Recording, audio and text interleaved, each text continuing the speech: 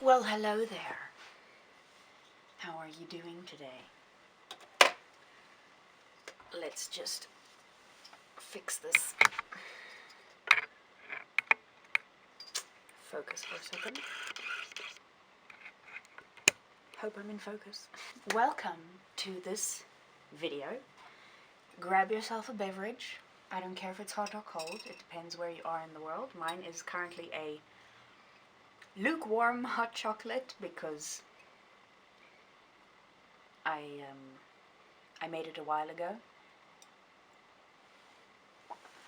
But nonetheless, today's video, as you can see from the title, is my 6-month reading challenge update video, in which I tell you all of the books that I have read in the past 6 months.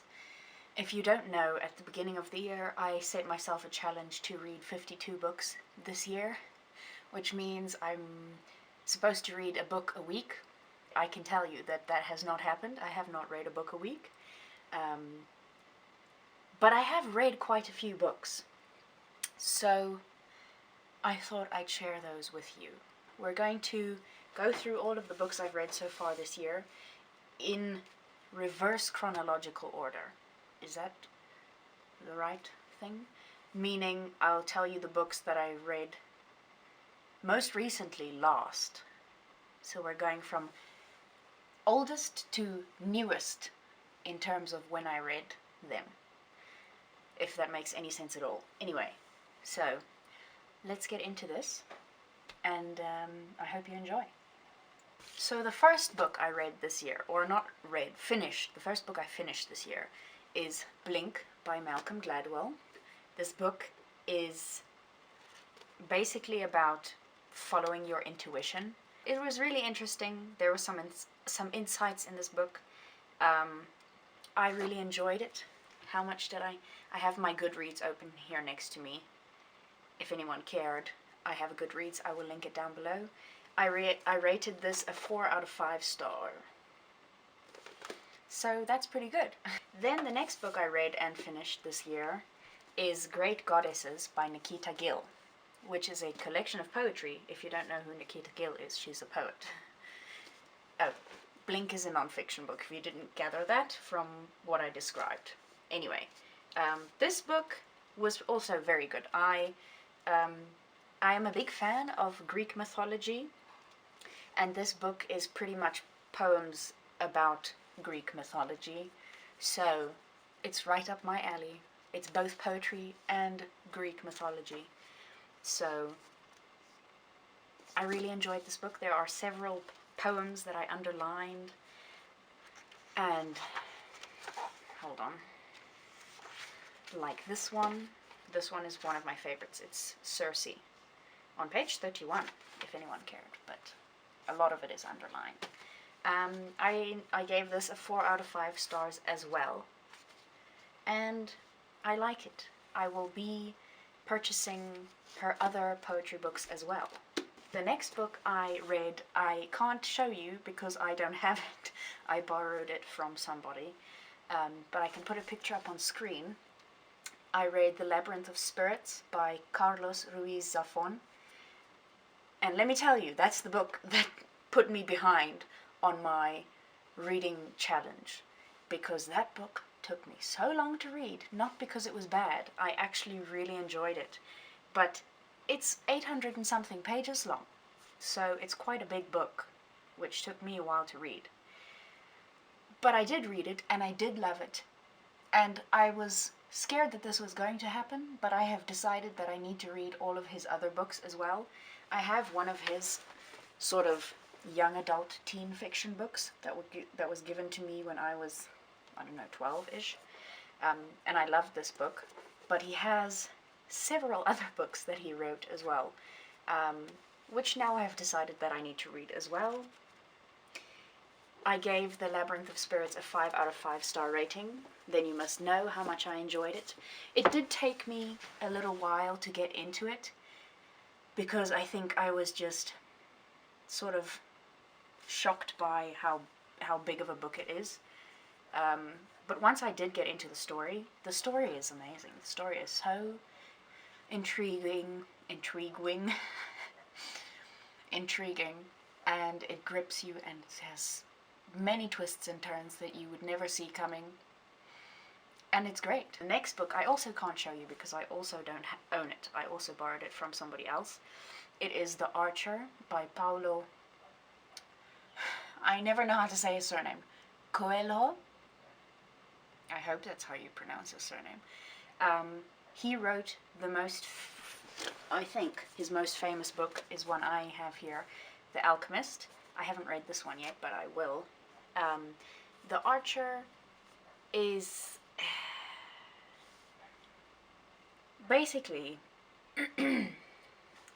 let me read you the blurb, because I can't describe this book by myself. But I loved it. I gave it a 5 out of 5 star rating. But anyway, in The Archer, we meet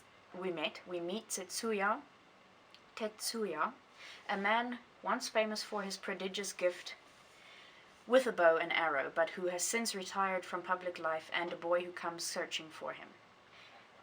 And basically the boy wants to know the boy wants him to teach him how to shoot a bow and arrow, and how to become as good at archery as the old man once was.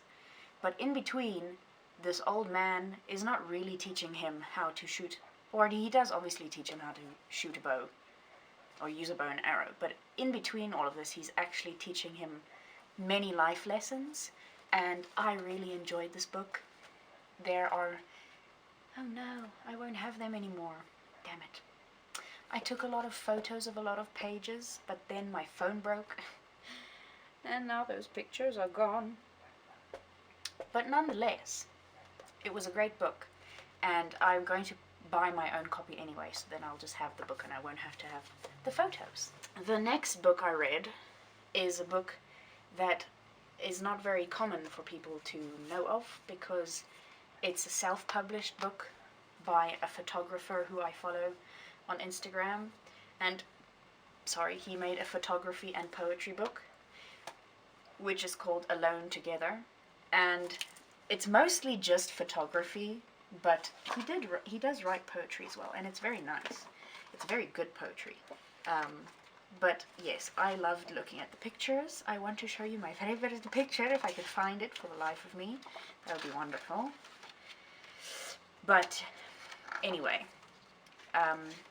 this book I also gave a 5 out of 5 stars. It is phenomenal, and I am obsessed with his photography anyway. So, you know, there was no way that I wasn't going to like this book. Even if I didn't like his poetry, I would still love the photos. This is my favorite 2 pictures in this book. Just take them in. Just look at how beautiful they are. Moving on, we have another poetry collection. I was on a poetry kick here for a while. Halsey's poetry collection, I Would Leave Me If I Could. This was quite an ordeal to get this book, man, because this is the Target exclusive cover, and I like this cover more than the other cover, my personal preference. But obviously Target only shipped at that point, it was during the middle of the pandemic. At that point Target only shipped within the US. I'm pretty sure they only ship within the US anyway, but I have a friend who is in the US at the moment, and so I had this delivered to her where she's staying. And then when she came to visit in Germany in January, she brought this for me. So I am forever grateful for my friend. She's one of the best friends I've ever had. She's truly the greatest. And I loved this book. I gave it a 4 out of 5 stars. I didn't love all of the poems in here, but as you can see, there are a couple of dog-eared pages throughout. So there are some of the poems that I liked. Or I should say, I liked most of them. There are a few that didn't tickle my fancy, but that's just the way it is with poetry. Next up we have The News by Elaine de Botton. This is basically a book about why the news is the way that it is these days, why it seems so important in everyday life to people, and there are some suggestions on what the news should rather be like moving forward. Obviously, I don't think the news is going to listen to this book, but who gives a crap? It was interesting to read. You know, I already don't watch the news or read newspapers or follow any news, whatever is on social media. I used to, and then I stopped because it was just not good for my mental health. But, you know, I already kind of hate the news, so this book was sort of preaching to the choir, I feel, in a lot of ways, but there was a lot of interesting stuff in here. I just felt it was a bit long-winded. I gave it a 3 out of 4 stars. Next up, I read 4 Quartets by T.S. Eliot. And, man, this is a small book, but it is a mighty book. T.S. Eliot really had some things to say. The first quartet, Burnt Norton, which is, I think, the one that most people will have heard of, if they have heard of any of them, was by far my favorite. The others were good. They were just not as good, in my opinion. They were a little bit confusing near the end. But it was good, and I probably will have to reread it at some point in the future, because I didn't quite understand everything that he wrote in his quartets. Obviously, I said they were confusing. So I will probably revisit this at some point in the future, but I really enjoyed it. I really like this book for what it's worth. I gave it a 4 out of 5 star rating on Goodreads. Next up we have Out of Love by Hazel Hayes. And I would say that so far this year, this is the best book I've read out of all of the books that I have read. I don't really know what to say about this book. It's the premise of this book is that it's a love story told in reverse. So the book starts where the couple's relationship ends, and then as you read the book, you move closer to where they meet and their relationship starts, which is a very unique way of telling a story, in my opinion. I've never read or heard of a book that works this way. And it was a good story, and it was well written, and there are some things in this book that I underlined. As you can see, Exhibit A, well, I don't know if you can see it, it's written pencil, but yeah, there are some underlinings there. I gave it a 5 out of 5 star rating, so that should tell you everything you need to know. And the last book that I've read so far this year is 73 Poems by E.E. Cummings. If you know anything about me, or you probably won't, because I don't think I've ever told anyone this, but you need to know something about me. That E.E. Cummings is my favorite poet of all time. I don't know why, because this is the only work of his I've ever read, but I've just decided that he is my favorite poet.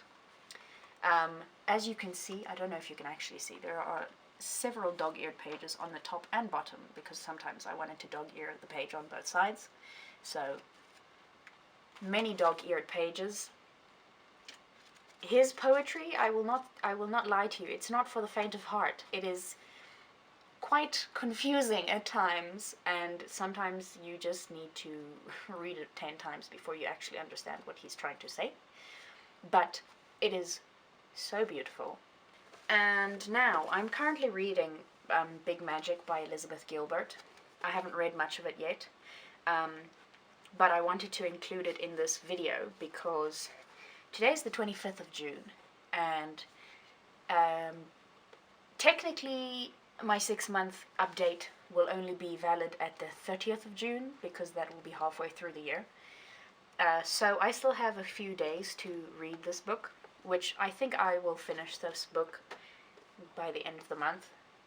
It's not a very big book, as you can see, and I'm really liking it so far, so I don't think it's going to take me long to read. So technically, by the end of the month, I think I will have also read this book. And so, I wanted to include it in this video to make myself feel a bit better about the amount of books I've read this year in comparison to what my Goodreads reading challenge says I should have read. Because currently, as it stands, I've read 10 books so far, and I said I wanted to have read 52 books by the end of the year, which means that at this point I'm 14 books behind my scheduled whatever if I'm reading one book a week. So I've missed 14 books so far this year. This is my 6-month reading challenge update. If you enjoyed this video, and maybe I suggested some books that you think you might like to read, then I'm glad, and you can leave this video a thumbs up if you want to. If you don't want to, then that's fine. I will live without your thumbs up. And you can subscribe if you want to see more book-related content, and just other random videos that I make. I don't have anything else to tell you, so I hope you enjoyed this video. I hope you have a wonderful rest of your day, or a wonderful sleep if you're watching this at night, and I will see you in my next video. Bye!